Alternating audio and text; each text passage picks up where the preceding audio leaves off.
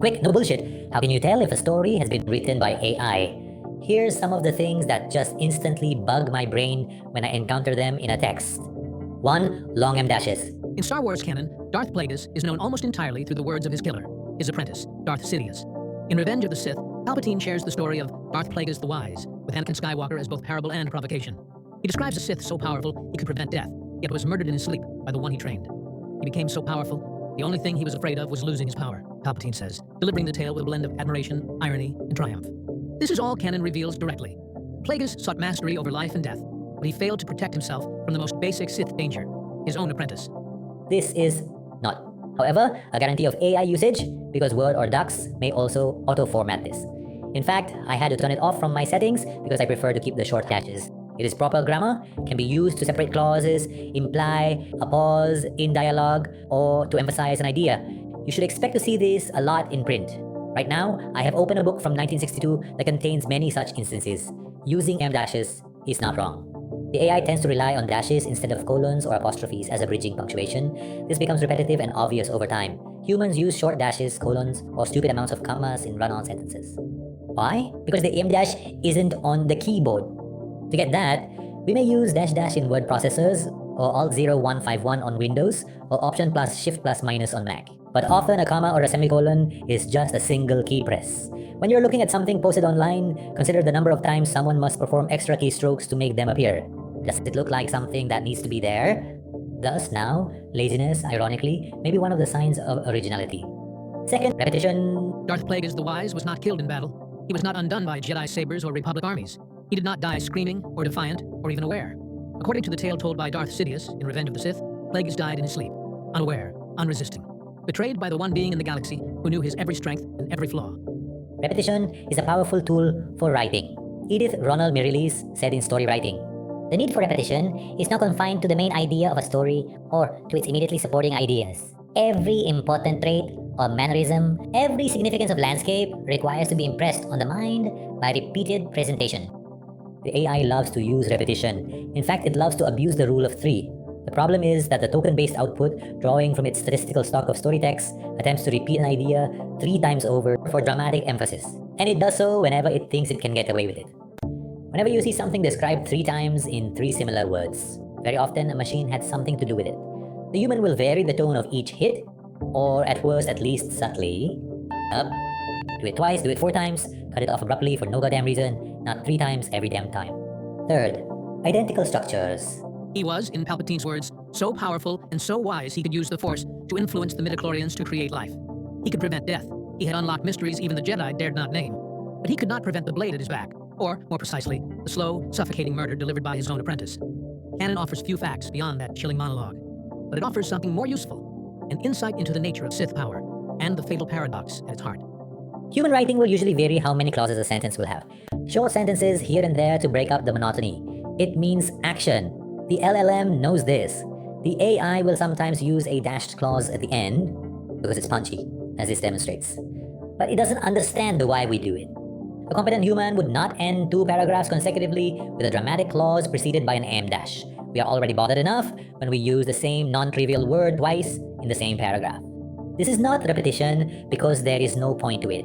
There is nothing here that needs to be reinforced into the reader's mind through a repeated story beat.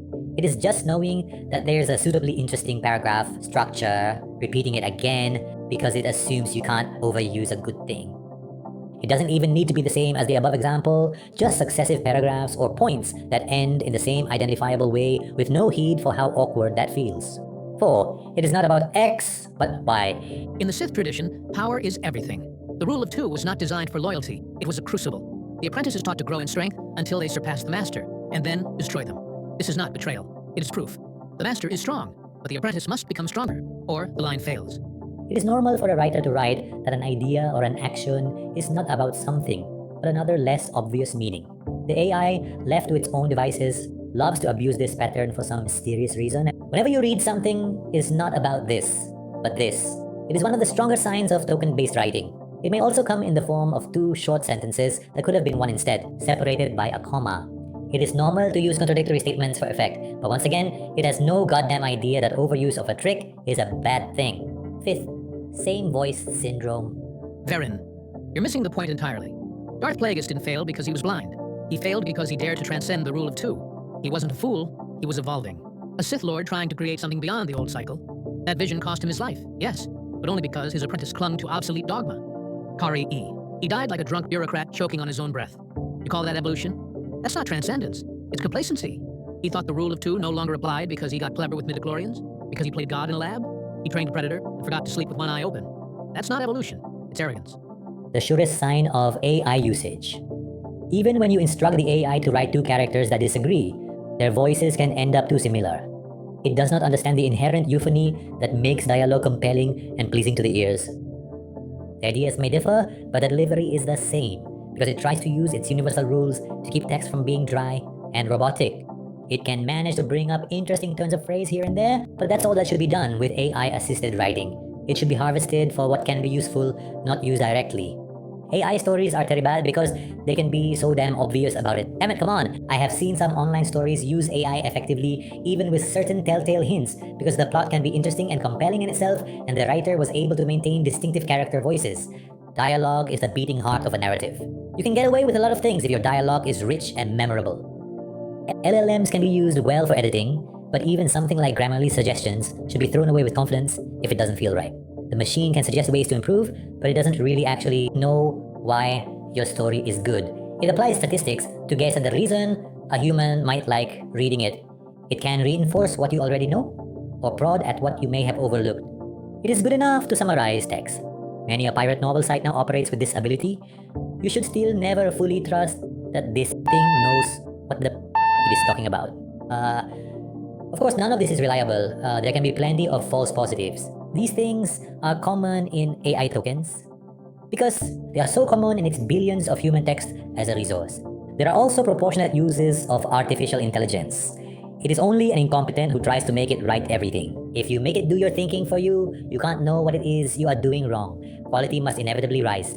This is also why running an anti-AI crusade is so much of an unnecessary pain in the ass. Even so-called AI detectors, themselves just a form of LLM, large language models, have such pathetic accuracy. For now, only the human brain, with its built-in tendency for pattern recognition, having experienced so much raw ineptitude, noob, try-hard, filth, and machine translation over the internet, can identify AI-written dreck with any level of confidence. I don't blame people for not being able to spot AI-generated text or images. It may be the same way some people have different tolerances for the uncanny valley. Some may use their own imagination to paper over the flaws. For some, they can only leave feeling in some unidentifiable way uncomfortable, even though what they read was legit information. In summary, how do you know something was written by an AI and not a human? Because it reads the same way as everything else. AI text has a style I like to call fake dramatic.